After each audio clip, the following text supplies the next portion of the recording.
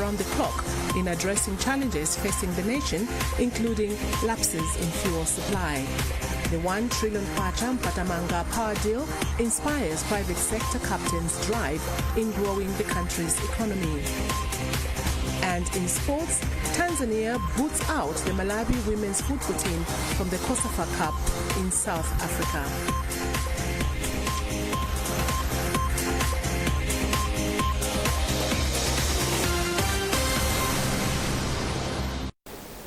Thanks for joining us. Now the news in detail.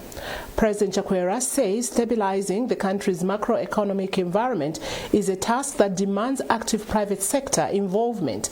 Dr. Chakwera has said this in Lilongwe during the launch of the Malawi Investment Summit. He says there is need for the private sector and government to consolidate their efforts towards growing the country's economy. Beatrice Mwape with a report. The summit brought together over 60 participants from the public, private sectors, the academia and potential investors to brainstorm on how the country can overcome the current economic challenges hindering development. Among others, the summit placed emphasis on agriculture productivity, commercialization and industrialization. Speaking during the summit, President Dr. Lazarus Chakwera said Malawi has plenty of opportunities for investment and that there is need for the private sector and government to consolidate their efforts in order to accelerate the country's economic recovery. He said it is the wish of the government to see the country graduating into a self-reliant middle-income economy as envisaged in the Malawi 2063 agenda. The president cited the establishment of mega farms as the beginning of an agricultural revolution in a sector accounting for almost 30% of the country's gross domestic product. He said by improving the country's technology and making farm inputs available, government has taken steps to accelerate growth for the benefit of the majority. He, however, said this requires the support of the private sector. Building that kind of economy must be preceded by investments in 7 key areas we consider enablers of growth.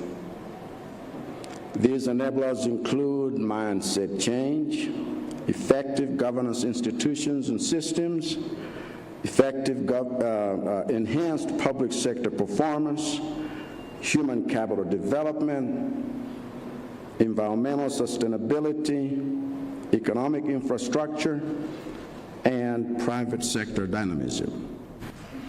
If you will, these are the 7 failing organs we must fix to restore health to our ailing macroeconomic environment and to give it the vitality necessary for achieving the productivity, the industrialization, and urbanization we desire.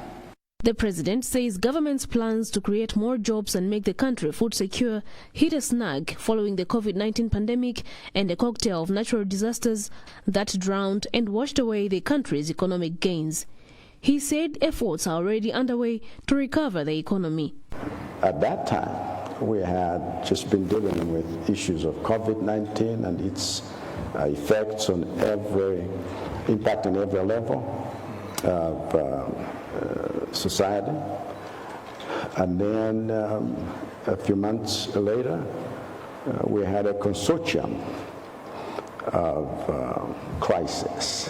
A consortium of crisis that have impacted, in fact, many of the areas that would create jobs and create wealth and even assure us of food security at household level as well as at national level. This is the first time for Malawi to have the summit, and it was organized by the Malawi government and Economist Impact Events and other partners. Beatrice Mwabe, MBC News, Lilo.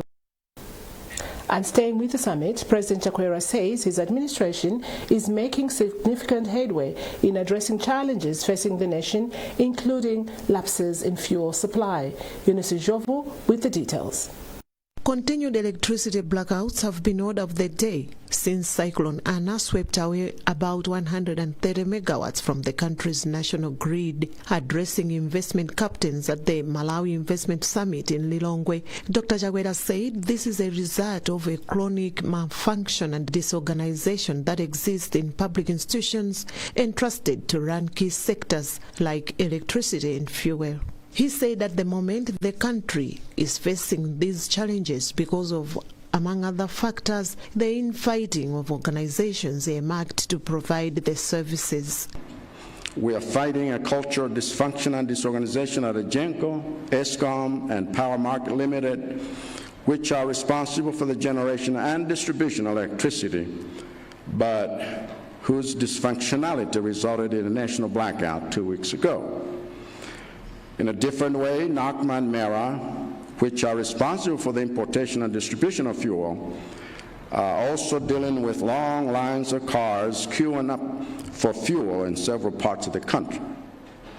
In fact, I had officials from the Ministry of Energy, NACMA, and MERA in my office and up until midnight last night, and today they are working around the clock to address the situation with my instructions.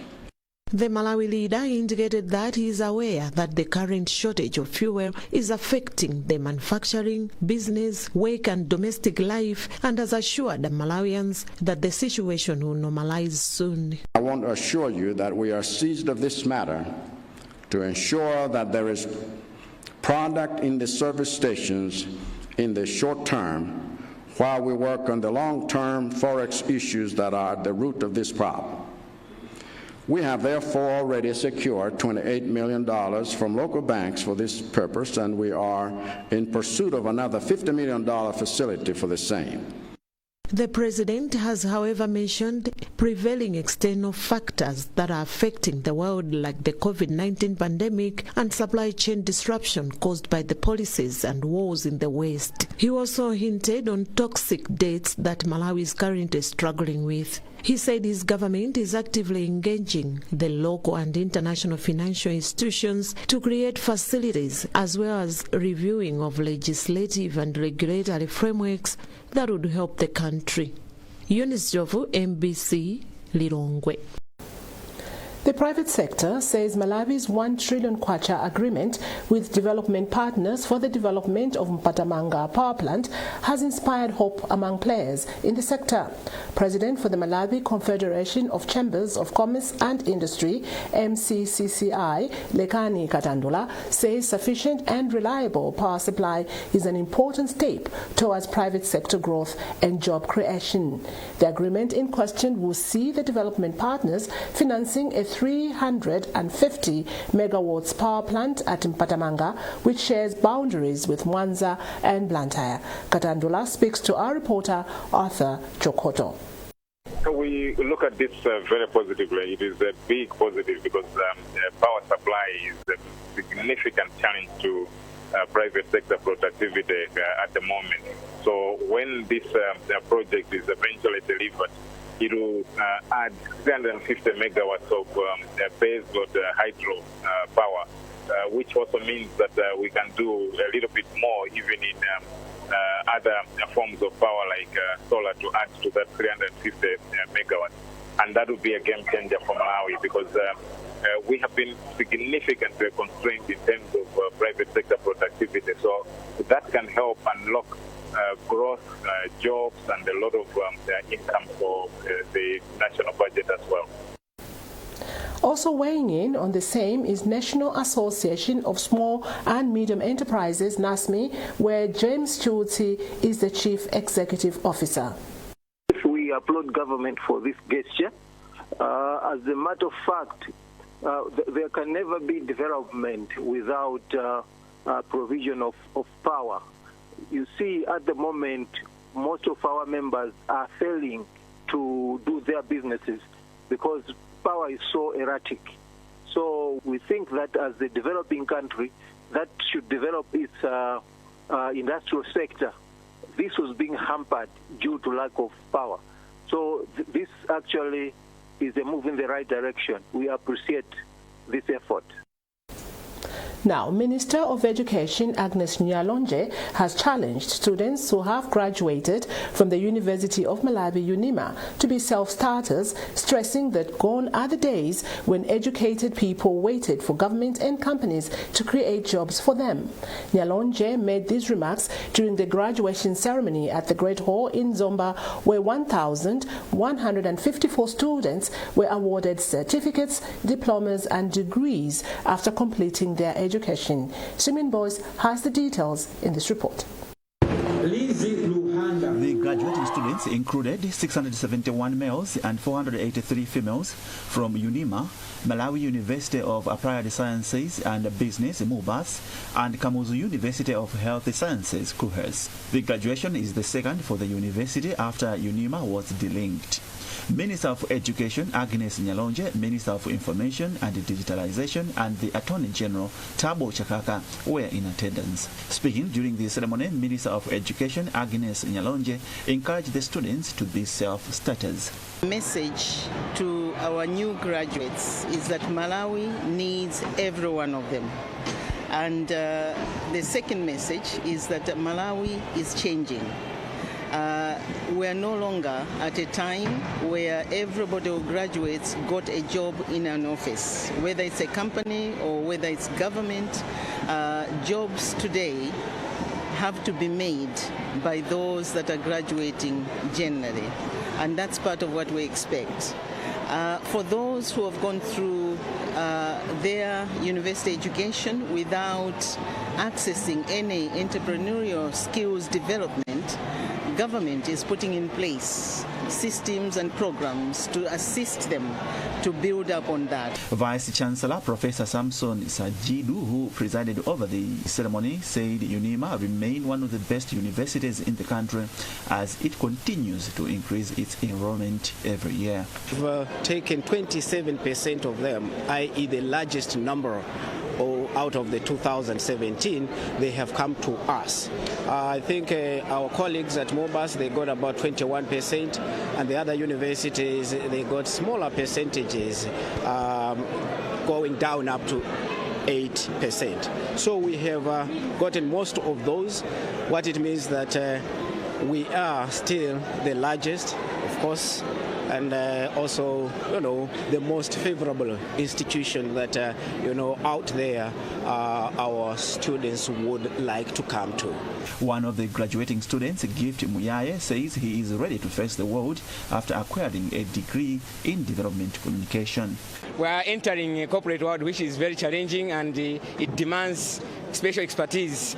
I believe I've been equipped with those skills, and going forward, I hope we are going to deliver for Malawi. We are going to pursue in the industry with the talents that we have been equipped with from the University of Malawi. In his speech, UNIMA Council Chairperson George Partridge thanked the government for supporting needy students with education fees through the loan board. He, however, appealed to UNIMA alumni who benefited from the loan to pay back so that other needy students should also be supported. Simon Boyce, NBC News, Zomba.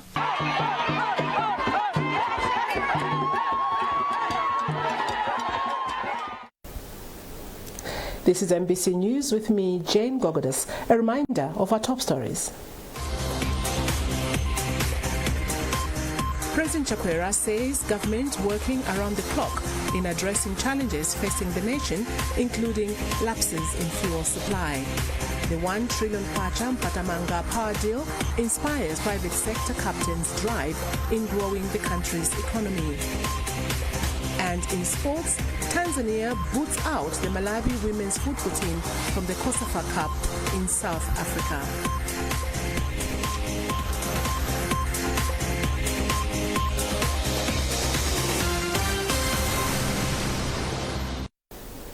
Welcome back to NBC News, and this is a lunch edition. Moving on. Prophet Shepherd Bushiri is alleging that some recognizable security personnel from South Africa are making attempts to kidnap him. Speaking through his spokesperson, Ephraim Nyondo, the Goshen City visionary says they are reliably informed that the people in question are trailing the prophet. He says the people follow Prophet Bushiri everywhere he goes under the guise of working under the embassy. Bushiri accuses the South African justice system of failing to fairly prosecute his cases of intimidation and extortion he filed in South Africa in 2018. Blessings Kanache speaks to Nyondo. So we have issued a statement today. In the statement, we are trying to alert the public with regards to what is happening around the security of Prophet Shepherd Bushiri. We received a lot of tips from well-wishers. People are leading us on a certain group of individuals coming from South Africa who are here to with so many things to do, and some of them they want to kidnap the Prophet, they want to bring insecurities around the Prophet. So we have gathered that information. So we are trying to alert the public on what is happening. At the same time, we are trying to tell these people that to back off from the Prophet, because if they continue doing so, the Prophet will also take legitimate means to protect himself. Meanwhile, National Police publicist Peter Kalaya has confirmed receiving a complaint from Prophet Bushiri. He says the law enforcers are investigating the matter. He explains. We are aware of the report. Yes, indeed, Prophet Bushiri complained to us, and we are investigating the matter.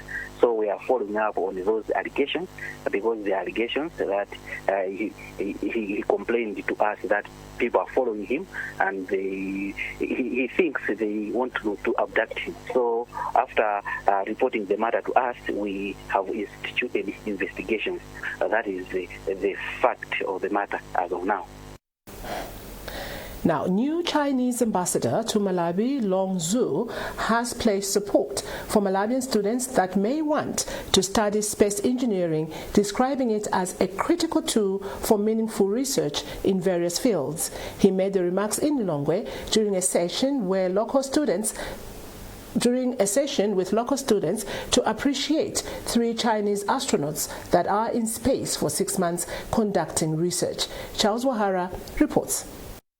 On June 5 this year, China's Shenzhou 14-manned spaceship with 3 astronauts was successfully launched at a China space station.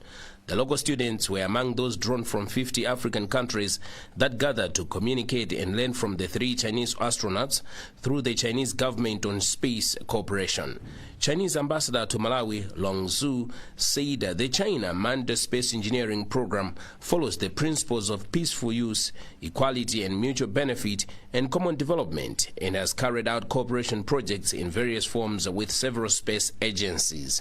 He added that China has helped Africa launch satellites for communication, mapping, disaster monitoring, and other fields. In Malawi, over 500 villages have access to TV signals courtesy of Chinese satellites. China's manned space mission exploration is for peaceful purpose only. So the universe belongs to the whole humanity, mankind. And our exploration also belongs to the world. So it's why we have such dialogue with our African friends. So indeed, our achievements in space exploration has benefited China's cooperation with African countries. For example, China has launched satellites for several African countries.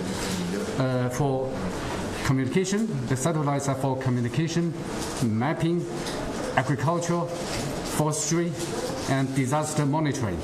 I think in terms of Malawi, we could also look at the opportunity to have similar cooperation. China is establishing a center in Egypt that will facilitate China's work with the African continent in space cooperation.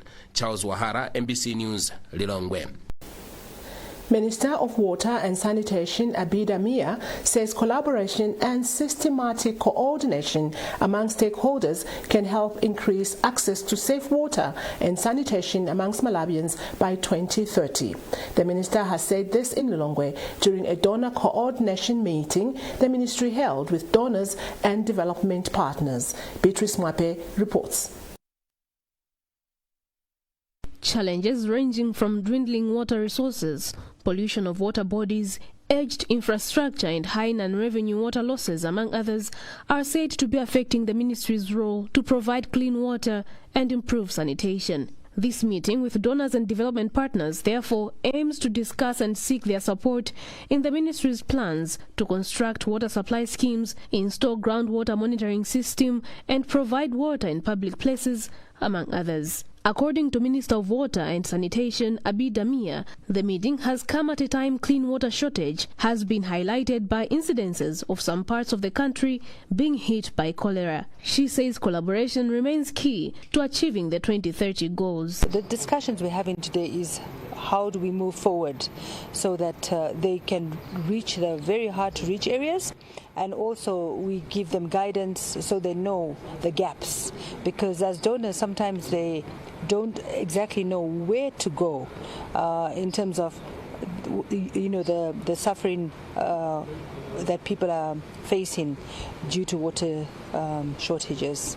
We're just negotiating with them and discussing with them and showing them the problems we're facing, the areas that they need to go to, especially the rural and most rural areas. One of the directors at Water for People, Katie Harawa, says the meeting will help to ensure there is collaboration among the stakeholders. She says they will work together in order to increase access to water and sanitation in rural areas. This is very important because it's a time when we can actually coordinate properly, agree on the priorities which the minister has already highlighted on how we can move forward to help Malawi as a wash sector be able to achieve water, sanitation and hygiene according to Malawi 2063 as well as MYP 1.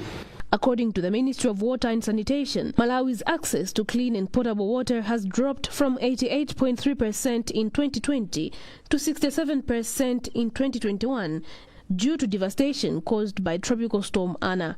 And in terms of sanitation, only 35% of the population use safely managed sanitation services. The ministry seeks to achieve 100% water coverage, 74% safe sanitation, and 75% hygiene coverage by 2030. Beatrice Mwabe, MBC News, Lilongwe.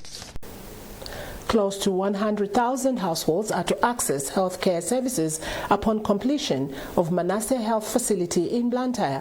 Construction works of the clinic have commenced amidst high expectation that the clinic will reduce the distances that people in surrounding areas have to face to access healthcare services. Teresa Mack has compiled this report, which is read by Edith Kayura. For the people of Manasseh, Kampala, Gara and surrounding areas, accessing health care has been a challenge. There is no health facility around and the option is to travel to Queen Elizabeth or Gateway hospitals for treatment. According to Group Veg Headman Kampala, the two hospitals are a bit far off. However, in no time, these challenges will be history following the launch of the construction works of Manasseh Health Center. This development has raised the expectations from community members, as explained by Group Veg Headman Kampala. So for some people who have no money, they could not afford to move from here to Queens. Even if she has, or somebody has started suffering at night, it was difficult to travel from here to Queens, but this facility will assist us here to get health services right here in our village. Member of Parliament for the area, Noel Pipa, praised the government through the Ministry of Health for making the dream a reality. We should thank the leadership of Dr. Lazarus Chakwera for increasing the CDF amount from 40 million to 100 million. That has easily enabled us to at least allocate close to 23 million to build this facility. As we go also on the next one, there's a village house road, which we're also using about 25 million to do a gravel on that road. So we are very thankful of government for increasing the CDF amount. The construction of the clinic will be done in phases and is expected to create jobs for members of the community. This is according to Frank Sato, Managing Director for SAF General Construction. We are going to employ few ladies and then a few laborers who are going to help us in the construction of this. By the end of the contract, possibly somebody will be helped. Basically, we have contributed to that goal of 1 million jobs. The first phase of the construction works will cost 23 million kwacha from the Constituency Development Fund. Staying with health, government is pushing for the use of drones for the delivery of drugs and other health supplies across the country's health establishments. Director of Health Technical Support Services in the Ministry of Health, Godfrey Kadewere, made the remarks at the Malawi University of Science and Technology, MUST, in Cholo during the opening of a 3-day Ministry of Health drone delivery workshop. Charles Pensulo has compiled this report, which is read by Arthur Chokoto. The workshop has brought together health experts from both public and private sectors to discuss ways of utilizing the drone technology for good health service delivery in the country. In his opening remarks, Director of Health Technical Support Services in the Ministry of Health, Godfrey Kadewere, said the use of drones can effectively save lives as they are fast as compared to other means of transporting medical supplies. Kadewere said drugs and other medical supplies can be delivered to hard-to-reach areas even in times of disasters using drone transportation. According to Kadewere, this can improve access to health services. The Ministry of Health is actually pursuing, or government, pursuing universal health coverage. And in universal health coverage, we need supply chain management in order to deliver it. What we expect from this workshop is, one, to promote awareness that more have got to know about drones and the use of drones. Two, to also know that drones are being introduced in the Ministry of Health in order to support supply chain management. Three, to also know that basically with the partners in here to see that we can actually very much attract support in order to expand the rollout of drone services. In his remarks, Project Coordinator for African Drone and Data Academy under MUST, Dr. Chikondi Chisenga, said as a host, the institution will assist in creating a workforce of drone pilots to support the drone industry in the country. Its intention is to create a workforce of drone pilots as well as drone technicians that are there to support the drone industry, and these are the certified drone pilots. Basically, what we want to do is to understand from the players and the stakeholders what are the needs that are there in the drone industry, such that as the Drone and Data Academy, we position ourselves to be in line with the stakeholders and what is the needs of people out there. Delegates to the workshop are expected to come up with regulatory framework on the use of drones. The workshop, which is sponsored by GIZ, UNICEF and other UN agencies, among others, seeks to find ways of implementing the use of drones in the country's health sector. Currently, the Ministry of Health, with support from donor partners, is using drones in transporting drugs and other health essentials in the districts of Chikwawa, Nsanje, Kasungu, Dowa and Nchisi, as it plans to roll out the initiative in all the districts of the country. And in sports, the Malawi national women football team coach, Lovemo Fazili, has appealed to the Football Association of Malawi, FAM, to consider arranging special training sessions and international friendly matches to keep the players active whenever there are no any national duties. Fazili said this after the coaches were booted out of this year's Hollywood Bets COSAFA Women Championships in South Africa. He said having national team trainings only when they are preparing for a tournament will make it difficult for the team to produce good results. Out of the 3 games the Scorchers played in the Group C of this year's COSAFA tournament, they registered 1 win, lost 1 and drew 1. Well, on that sports item, we conclude this lunch edition of MBC News. A recap of our top stories before we leave. President Chakwera says government working around the clock in addressing challenges facing the nation, including lapses in fuel supply. The 1 trillion kwacha Mpatamanga power deal inspires private sector captains' drive in growing the country's economy. And in sports, Tanzania boots out the Malawi women's football team from the COSAFA Cup in South Africa.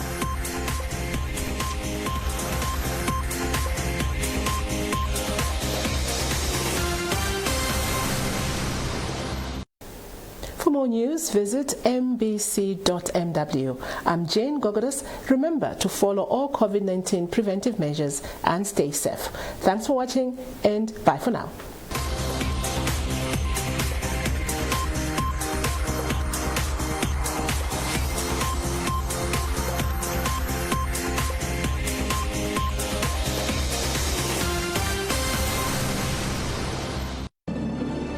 Dzina langa ndine Willard Chinjoka, ndabwera ndi mwana wanga Junior Chinjoka kudzalandira katemera wa polio. Chifukwa ndi udindo wawo aliyense kuona thanzi la mwana komanso sizitengera kuti mkazi kapena mamuna aliyense amafuna kuona thanzi la mwana amene kuyendera. Choncho ndikufuna mwana wanga adzakhale mpolisi. Mwezi wa Okutobala muno Malawi ndi mwezi wopambana kwambiri kwa amayi. Kuchoka kunsanje mpaka Chitipa, amayi tikukumananso kumangoche Sunbelt Nkopola Lodge pa 15 October 2022 kuchimwambo chijaja zokonda amayi macheza. Zonse kutheka ndi programu ya zokonda amayi pa MPC Radio 1. Awa macheza yawa. Mutu wa chaka chino amayi sakukheketsa. Mulendo lemekezeka ndi mtsogoleri wakale wa dziko lino Mayi Joyce Banda. Amayi nonse muli m'magulu azokonda amayi, funsani kwa cheya wanu kuti kodi ndondomeko yolipirira ili motani. Ndipo amayi omwe simuli m'magulu azokonda amayi, amayi am'makampanimo ndi m'mabungwe kapenanso kwina kulikonse muli, tiyimbireni pa 0886 703 159 0888-891-194 kapena 0888-957-842. Zokonda amayi macheza 2022 Easy ndiye sizinaonekenso.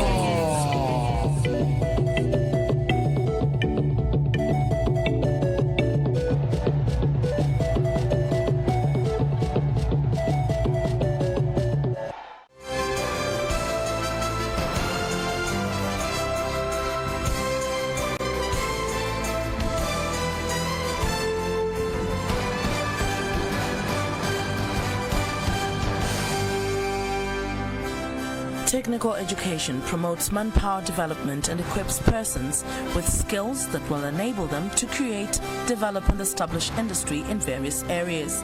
Well, in this week's edition of MBC Exclusive, we speak to Technical Entrepreneurial Vocational Education Training Authority Executive Director Elwin Sichuola.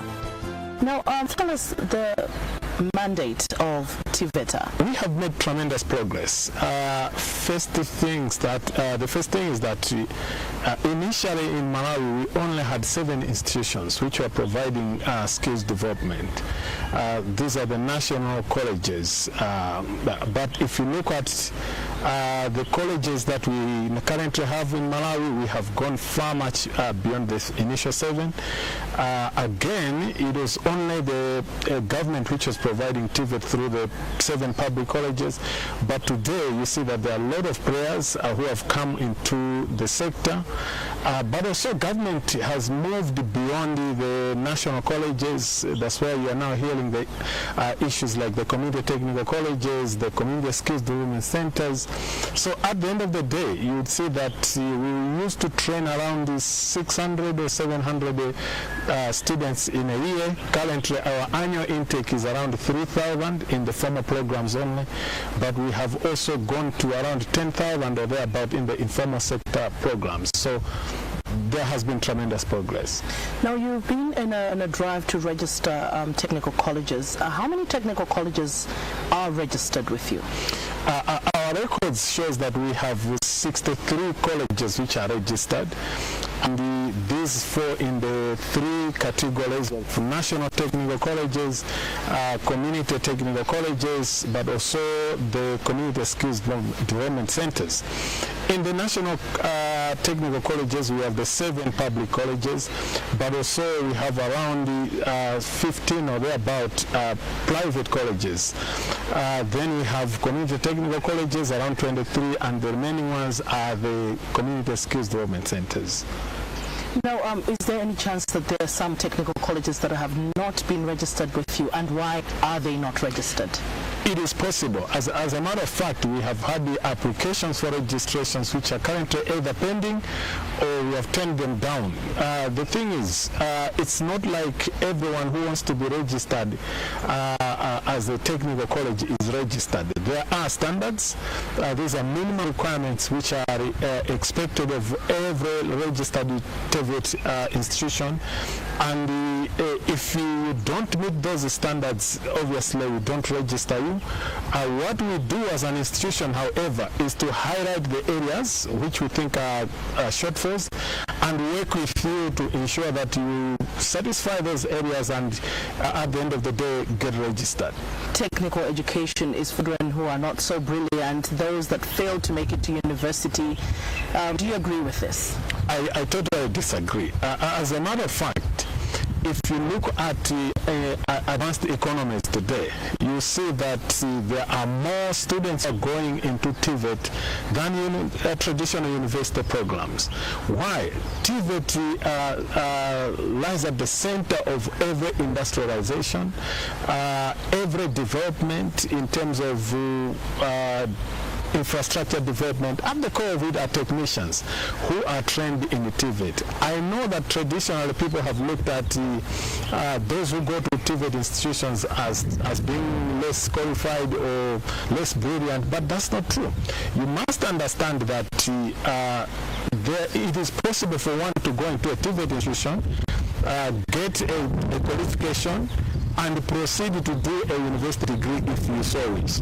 But we have seen brilliant young minds going into technical colleges, and looking into the future, I can foresee that the next big inventions shall come from students who are currently studying in technical colleges here in Malawi and in other countries as well. Now, Mr. Sichola, there have been sentiments that students or graduates coming out of these colleges are half-baked or not baked at all. How do you respond to that? Yeah, I wouldn't dispute that fully, but as an institution charged with the mandate to look at the quality of TVET in Malawi, we have made some discoveries. The first one, when you look at TVET, one is the qualifications that people get when they go to technical colleges are in levels, and at each level there are specific competencies. So we have come across employers. I'll give you an example. The lowest level that one gets when they go into a technical college is level 1, which is the foundational certificate. So if you look at our framework, a person who has a foundation certificate, there are competencies that they have, there are assignments that they're supposed to do, but we have seen employers who will employ a level 1 holder but expect him or her to do level 2 or level 3 kind of assignments. That has been a challenge, and in the end these employers have come back to us and say, okay, this one is half-baked, but if you look at it critically, maybe we are giving a level 1 graduate assignments which should have been given to a level 3 or a diploma technician holder. You've harmonized that qualification to be under TVET. Just take us through this. Before 2017, we had 3 examining boards which were operating in the TVET space. So you had MANEB administering what we used to call Malawi Craft. Then Ministry of Labor was also administering under what we call trade test. And TVETA also was running a qualification called the TVET certificate. Now, what we saw was there was confusion, because employers then were saying which is the right qualification here in Malawi. But again, these qualifications had different grading systems. For example, in the TVET certificate, the lowest level was level 1, and one was finishing at level 3. Yet when you look at Malawi craft and the trade test, one was started from level 3, finishing at level 1. Again, this was confusing students, it was confusing the industry, but also the students themselves. So when government looked at this situation, a decision was made to harmonize these 3 qualifications. So we undertook consultations with stakeholders, and at the end of the day, we came up with what we now call the Malawi TVET certificate, which is a harmonized certificate. It took some aspects from the trade test, some from the Malawi craft, and some from the TVET certificate then, and came up with the Malawi TVET certificate, which is now the legally recognized certificate in the TVET sector here in Malawi. How competitive is that paper in comparison to other papers that GATE in the past? Because I understand the other papers or qualifications getting in the past were associated with boards in the UK. These are now local, accredited by a local board. How strong is this credential? The Malawi TVET certificate is possibly the best that has ever been.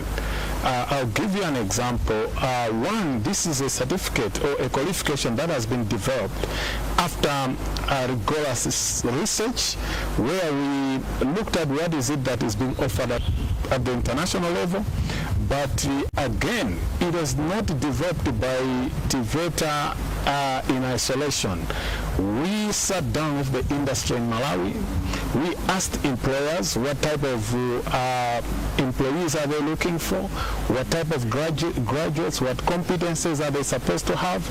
And at the end of the day, we came up with a qualification that meets the demands of the companies that are operating in Malawi, but a qualification which is also acceptable beyond Malawi. I will tell you that we have had cases where our sister organizations in other countries have referred to us qualifications to verify them, and when we inquire, we see that our graduates are marketable even beyond the border. So yes, I can confirm this is a strong qualification. It meets all the international requirements of a qualification of this nature.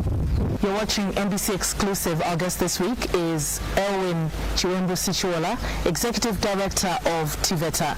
When we return, we'll be looking at how true the sentiments are that they're undertrained tutors in technical colleges in this country. We'll be back after this break.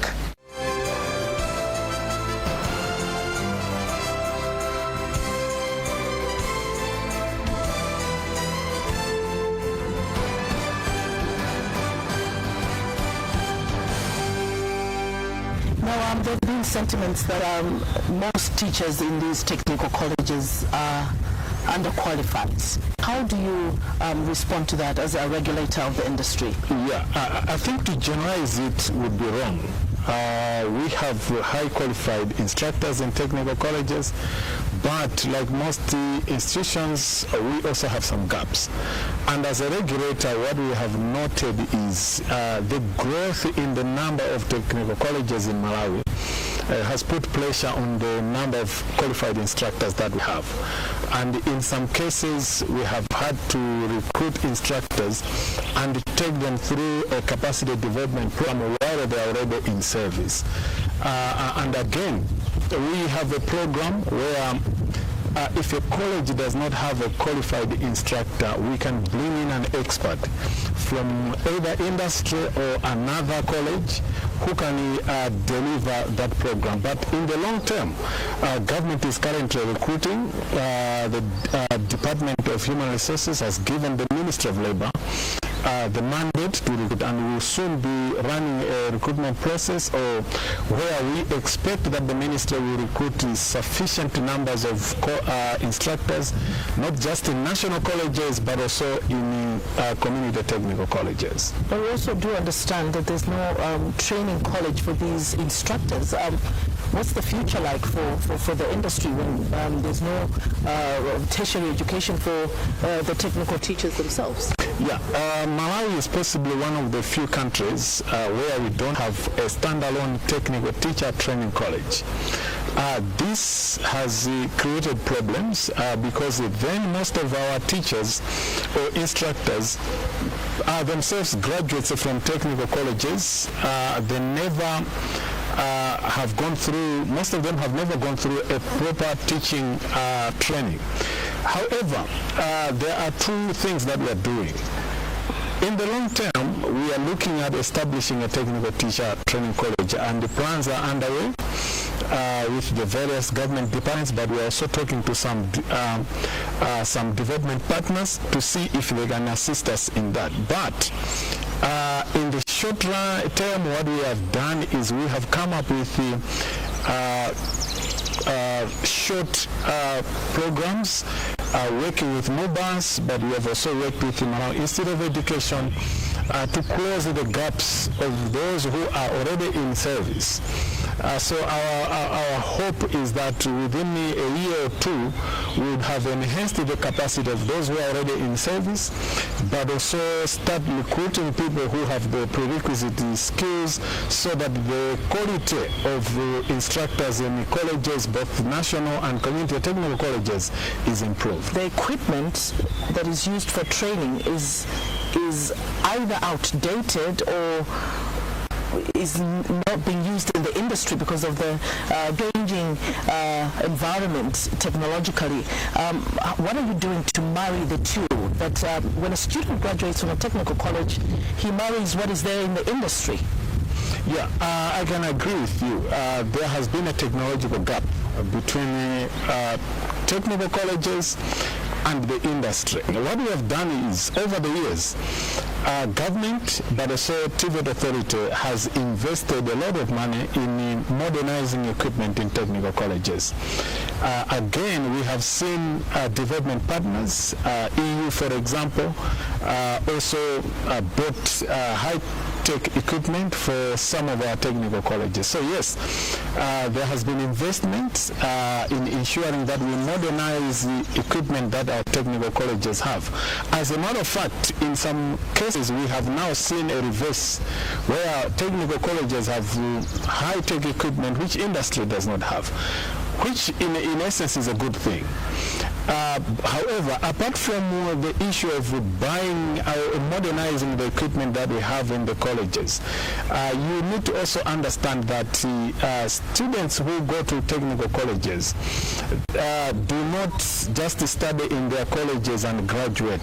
They go for what we call industry attachment. The reason why they go for industrial attachment is partly to also to close this technological gap, so that what they learn in college, the equipment, the machines that they're exposed to while they're in college, they can go to industry and relate. If there's a technological development, then they are able to be updated. Over the years, we also have been sending instructors. So when the technical colleges close, some instructors are also attached to industry to allow them to be exposed to the technology that is in use in industry. And we have seen that has helped us. But the ideal situation is for TVET, government, and also development partners to continue on the path of modernizing equipment, and I'm sure this will be done soon. How well absorbed are the graduates from technical colleges in this country when it comes to employment in industry? Yeah, what you see is that there has been high absorption of some of our graduates in key industries here in Malawi. I'm sure you cannot go to any manufacturing company in Malawi where you will not find a graduate of a technical college. However, we all know that the industry, the number of companies operating in Malawi, especially in the manufacturing, has slipped over the years. So if industries are closing down, it worries us because that means less jobs for our graduates. However, the good thing with the students who go to technical colleges is that we do not just train them to look for jobs when they graduate. That is why we also teach them entrepreneurship. The thinking is, because the job market there cannot absorb every one of them, some of them should go out there and start their own enterprises, and in the end recruit their friends. This is why you see that TVETA has partnered organizations like SIND, who are going into our colleges to teach our students entrepreneurship, how to run small, medium enterprises. But of late, we have also partnered or signed an MOU with NIF, where graduates who have graduated from TVET institutions and they would like to start businesses, they can access loans under an agreement where NIF will not require the normal things that they would require from anyone else. So what we are seeing is an increase in the number of graduates who are now graduating and starting their own businesses instead of going out for jobs. The perception out there is that technical education is for underdogs. Yeah, the thing is this has been the perception for a long time, where people think if your child is not performing well in class, then they have to go to a technical college. But the truth of the matter is no. As a matter of fact, as a country, if we are to develop, we need our best young minds in technical colleges, because these are people who drive industries when they graduate. These are people who start businesses that will improve the economy of this country. So, no, it's not true. We actually need an MSCE holder for one to get into a technical college, a national technical college, and it's not just an MSCE, but currently we are looking for very good MSCEs. So going forward, we would like to see young people who have scored even 6 points opt to go to technical college and study automobile mechanics. At the end of the day, these are the young people who are going to design a made in Malawi a car in future. So it has been a challenge, but we believe that slowly we are changing this perception. Why would someone settle for a technical college then go to the university to do the same course? A technical college is more practical. What you see is if you take a university graduate, put them there, and take a graduate from a technical college, give them hands-on work, a technical college graduate will obviously exceed. That's why you see that in technical colleges we are usually largely training technicians. The hands-on people, so the engineers will do the designing of the projects, and the technicians will now translate their designs into the actual physical work. So if you want to be practical, if you want to be hands-on in whatever you want to do, then a technical college is your place to go. Now, one of the issues is that technical education is not taught in primary schools. What are you doing to ensure that children or pupils know about technical colleges from an early age, where they actually nurture that desire for that field from a younger age? As a country, if you remember, there was a time when we had technical education in secondary schools and even in some primary schools. At some point, we stopped doing that, but currently the good news is that we are working with the Ministry of Education to review the curricula in secondary school, to reintroduce TVET. We will also go back to even primary schools to reintroduce TVET. So what you see in the near future is TVET being reintroduced in primary schools, being reintroduced in secondary schools, and our hope is this will also work in changing the whole mindset of so the picture that the country has on what TVET is all about, because we will introduce it very early in the children's, in the young people's life, and by the time they finish MSCE, they would have already seen what TVET is all about and hopefully opted to go to a technical college other than just thinking about the traditional high school, higher education where you go to university. But again, we also believe that the issue of, by introducing technical colleges very early in primary and secondary school, we increase the number of females who are getting into technical colleges. Of late, there is an underrepresentation of females in technical colleges, especially in hard skills. So we are looking at bricklaying, automobile mechanics, vehicle body repairs, carpentry. You see very few young ladies opting for that. So our belief is, as we introduce TVET very early, so many young ladies will be inspired to get into TVET and do the hard skills. What I can ask the society in general is that we need to also start changing our perception of TVET, but also the role or what young ladies can do. Because for a young lady to opt to go into a TVET institution and study the hard skills, for example, to be a mechanic, there are parents who must approve in most cases of that option. But even we have also seen that where parents have approved, the society has to also accept it.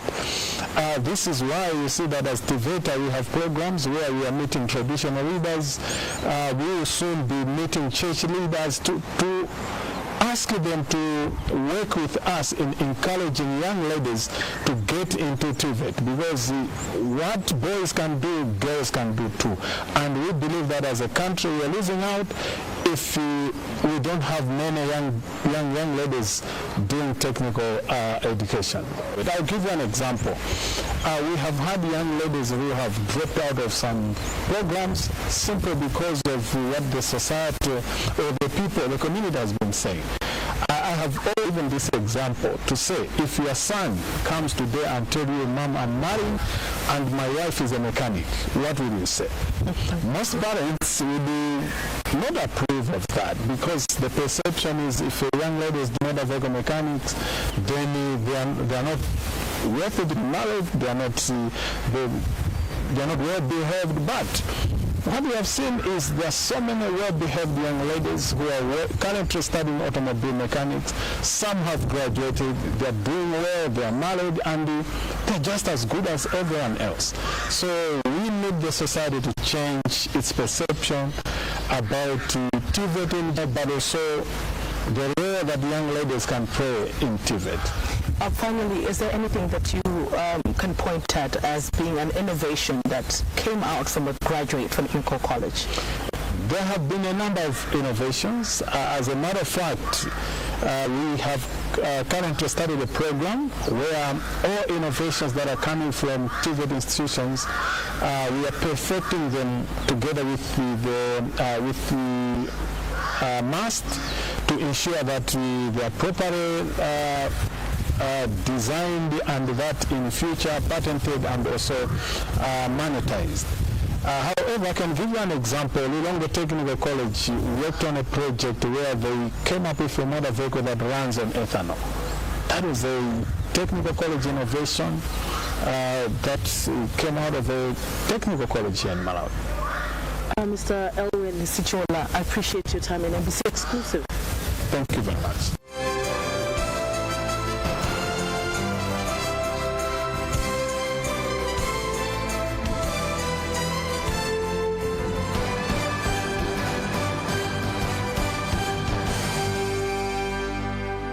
Africa, to me, is not about the struggle.